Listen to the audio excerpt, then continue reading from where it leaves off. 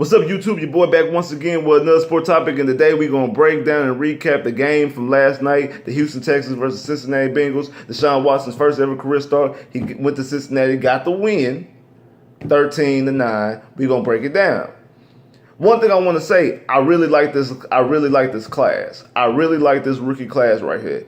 You had everything going on with Brian Cushing right now, and you had Zach Cunningham come in, and for what Brian Cushing has been giving you for the past couple of years, and I'm a big Brian Cushing fan, I think Zach Cunningham is giving you more already. So I have no problem with him replacing him.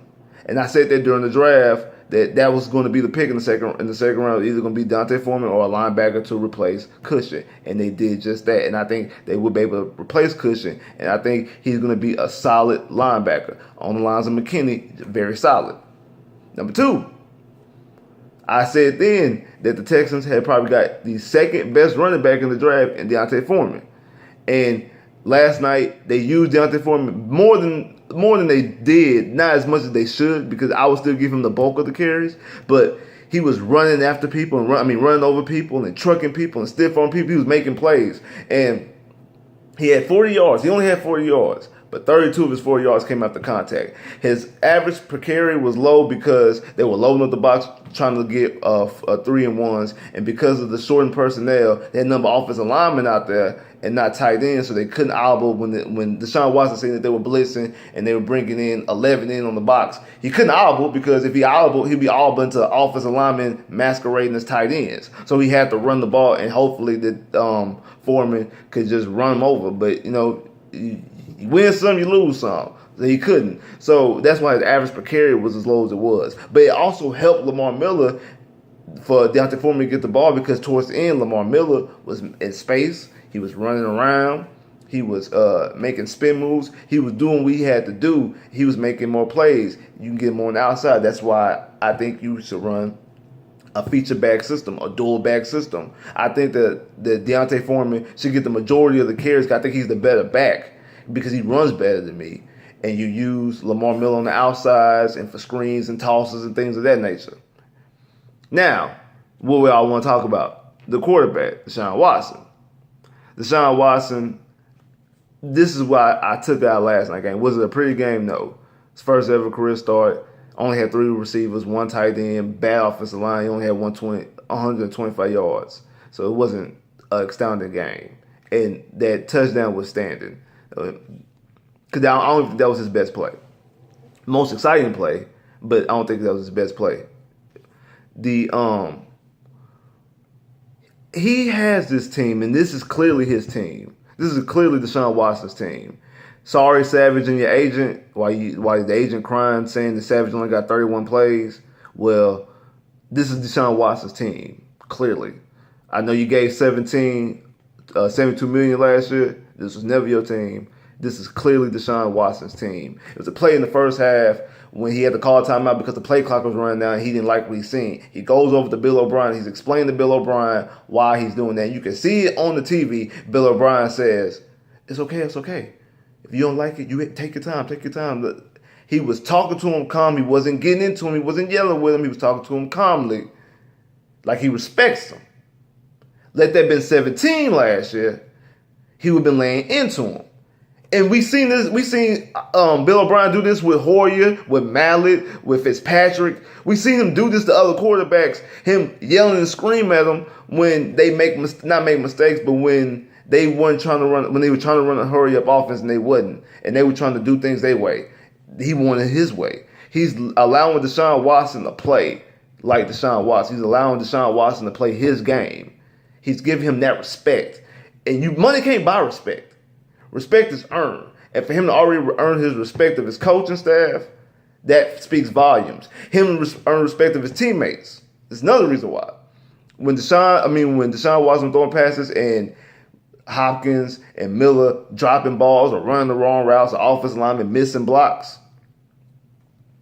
he sit there and looked at them. Like, he stared them down. Like, once they made the mistake, he stared them down and looked at them. He gave them that look that when you out in public with your mom and dad, when you a kid, and you doing something you ain't got no business, you act, you just acting like a kid, and your parents give you a look because they don't want to yell, because they don't want to cause a scene. They give you that look to make you sit down. You're like, oh, snap, they mean business. Let me sit my ass down. That's the look he was giving a Pro Bowler, the highest paid receiver in the NFL. More on that in a minute. An offensive lineman in his first ever career start, his second ever game. He's a rookie. And he already has that respect to do that. That shows me that they respect him enough and that he has complete command of this team. That this is his team. They respect him and they're going to go in the foxhole and fight for him. And that is very key, especially coming from that position. For you to bring in talent and for you to earn respect of your teammates. That's very, very key. Then how when he scored the touchdown, how all the defensive players and everybody running up to him, showing him love. This team is his. It's clear that it's his. And that's how he won a national championship. Because the team was his. He has those leader qualities. The team was his. This team right here is his. And it's clear to that fact. And that's very, very, very key. Now, when I said about Hopkins getting all this money, I posted a tweet last night that D-Hop hands is iffy because boy are his hands iffy. Got a little backlash about it, saying that I don't call out other players, corners and safeties like Kareem Jackson and Jonathan Joseph. This is why. One, last night proved it once more time that there was a big mistake not franchising tag AJ Bouye. I will keep saying this. I'll probably say this on damn near every video I do for this season when it comes to the Texans, or especially anything that comes to Jacksonville Jaguars, that the Texans should franchise AJ Bouye. Y'all gonna get sick of hearing me saying this until I'm proven otherwise. Because Jonathan Joseph went down, Kevin Johnson went down once again. This is his third year, and he's had an injury every single season. Every single season. So even if you don't believe that AJ was a number one corner, just on not letting him leave alone because you have an old corner in Jonathan Joseph and Kevin Johnson is not that healthy all the time, you don't let AJ Bouye walk. Not to mention he's the best corner. But the reason why I didn't call out those people, because it's two different situations. I don't feel the need to call them out. And this is the reason why. My only issue with Jonathan Joseph is his age. 2 years ago, Jonathan Joseph was top 5 in the league in passing defense. So his problem is that he's old. Yeah, he's going to get burnt. Like, he's old. He's not going to make every play because he's older. But he's a veteran. He's smarter, but, he's going to miss some plays here and there. Kareem Jackson, he's a safety playing the corner. He's a box safety playing the corner. That's really what he is. I mean, it's truly what he is. He makes plays, and even when Jonathan Joseph and Kevin Johnson went out, he was in charge of covering AJ Green. AJ Green didn't do anything. You can blame him on the pass rush all you want to, but he still did his job. These are serviceable corners. They're not legitimate corners. I'm not saying they're elite corners. They're not lockdown corners. They're serviceable corners. Kevin Johnson, on the other hand, I don't think he's good at football. It was a lot of times last night that I just seen Kevin Johnson. I'm like, this is the guy that y'all rather have than AJ. Really? As a nickel corner, which he's been playing up until this year, because now they have him as a starter. But the first 2 years they had him playing nickel. He's fine as a nickel. He's not a corner that you can put on the outside. He's not a shutdown, lockdown corner who can cover a team's number one receiver or a team's number two receiver if the team has a legitimate number two receiver. So I don't understand why y'all picked him over AJ Bouye. Only thing I can think about it is that Kevin Johnson was a first round pick, 16th overall, and AJ Bouye was undrafted free agent.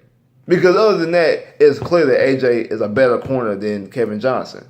I don't think Kevin Johnson's good at football right now, especially at being a number one outside corner. In the nickel, he's fine. Outside, I have a problem with that. Like I said, Kareem Jackson made more plays last night. He probably made, outside of DeShaun Watson, he probably made the most plays. The sack on third down, the fumble. Like he made plays. He had some bad balls. He made some plays last night. But the reason why I call out Hopkins and don't call out them is because Hopkins getting paid $50 million guaranteed, the highest guaranteed money in the NFL as a receiver. You ain't paying Kareem Jackson or Jonathan Joseph high top dollar money. You paying Hopkins. Now, don't get me wrong. Every quarterback gonna throw an interception. Every running back gonna fumble. Every receiver gonna drop a pass. Every cornerback gonna get burnt. Every lineman or linebacker gonna miss a tackle, and every offensive lineman gonna allow a sack or allow some type of pressure. Every kicker gonna miss a field goal. I understand that, but it's when you do it, especially when you getting paid top dollar. It was 3 times last night that DeShaun Watson, that DeAndre Hopkins, on third down, DeShaun Watson goes to DeAndre Hopkins, and he drops the ball that would have extended the drive. And now you have to punt. In a game, in a situation that points are very, very, very, very crucial and very, very minimum. Let me break down the last 3 Bengal games. On Monday night, 10-6. Last year on Christmas Eve, 12-10. Last night, 13-9. Those are the point totals in the last 3 Bengal games. And DeAndre Hopkins has been a part of all 3 of them. So you know that every single point and yard is very crucial in this game, and you're dropping balls. Then the one that you do catch, you have first down, but you bobble it and have to go up further to get it, and it cost you the first down in 2nd and 1. That's when I put out the tweet, his hands is iffy. Because his hands are iffy.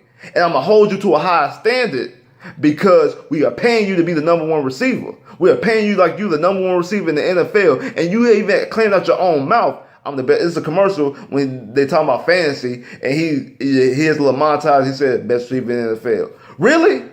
Catch the ball on third down. I know Will Fuller has drops. And I don't have an issue. I have the issue when you drop balls. Like the playoff touchdown that he dropped. You can't drop that ball. That's a ball you can't drop. Hopkins on third down, those are balls you cannot drop. You have to catch those balls, especially when you're getting paid that type of money. We're not paying Kareem Jackson, Jonathan Joseph, or Kevin Johnson that type of money. So I don't hold them in that high of a regard and that high of a standard. Because a coach lays into and screams and yells and gets on the receiver or the player who has the best talent and doesn't make the play that they should make. Not the player who's a lesser talented player, it doesn't make the play. I kind of figured they wasn't going to make that play. It's all right, you'll do better next time. But if you can make that play and you don't make it, that's when the coach yells and screams and lays into him. And that's what I'm doing. Stop giving DeAndre Hopkins a pass just because you like him. Stop giving him a pass just because you like him. I like him too. But he's not, in my opinion, right now, number 1 receiver. I'm sorry. He's not a legitimate number 1 receiver. Not right now. Not right now. Not the way he's catching the ball. Now, towards the end of the game, him and Watson got into a rhythm, and that's why I was saying that the best play was 3rd and 15 or 3rd and 11, something like that.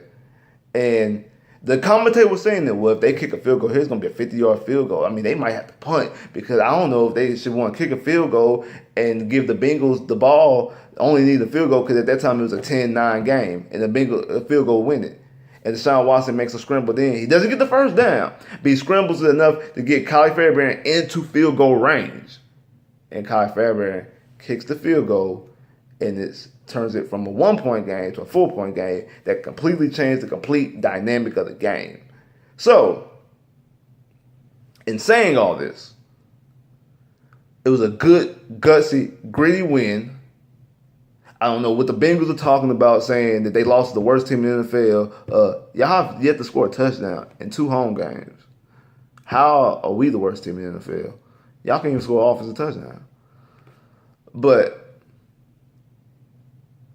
you can't win like this all the time. But I think DeShaun Watson will play better. I think that once guys start getting healthier, they'll be able to do more things offensively and be able to do things more creatively and be able to run more of a different type of offense. Last night they were in a pinch and short week. There was a lot of stuff going on. I think next week, even though they're playing the Patriots, I think that they'll look better than what they've been looking.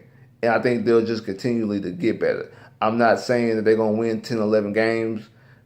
They might just be a 9, It's 9-7 team, or 8-8 team, but 7-9 team, something in that ball frame. That's what they looking like to me right now. I think this defense still legit. This offensive line is what's worrying me the most. Dwayne Brown, we need you, bro. That's really what it is. Rick Smith, they really need Dwayne Brown. You don't want DeShaun Watson turning to David Carr. Like, subscribe if you haven't. Comment below if you haven't clicked that bell. Get more videos if you disagree with me. Comment below and let me know. I holla.